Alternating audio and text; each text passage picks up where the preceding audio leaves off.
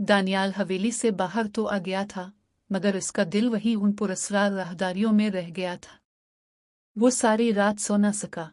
वो अंगूठी इसकी जेब में किसी दहकते कोयले की तरह महसूस हो रही थी। अगले दिन उसने फैसला किया कि वो इस मोहम्मे की तह तक पहुँच कर रहेगा।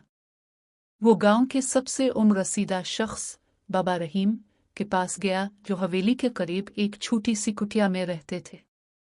बाबा, इस हवेली में रहने वाली नूर कौन थी? दानियाल ने बेताबी से पूछा।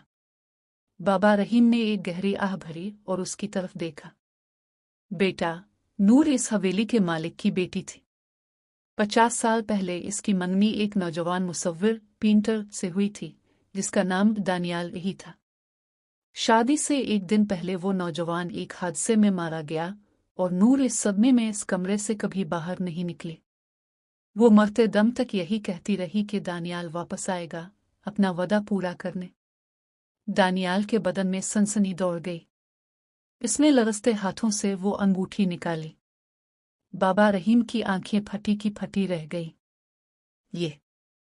ये तो वही अंगूठी है जो इस नौजवान ने नूर के लिए बनवाई थी।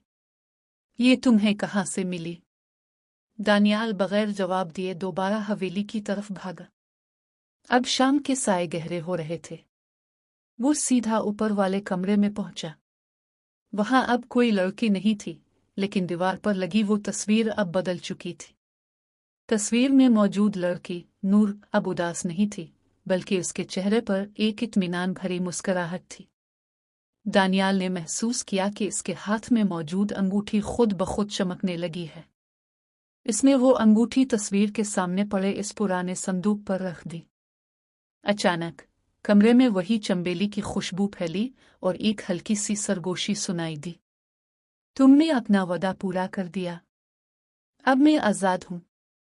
कमरे की खिड़कियां जोर से खुली और एक तेज हवा का झोंका अंदर आया।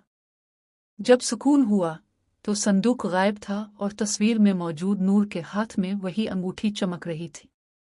दानियाल हवेली से बाहर निकला तो उसे महसूस हुआ जैसे इसके कंधों से कोई भारी बोझ उतर गया हो। उसने पीछे मुड़कर देखा।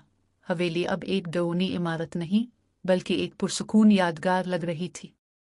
मोहब्बत ने मौत और वक्त दोनों को शिकस्त दे दी थी।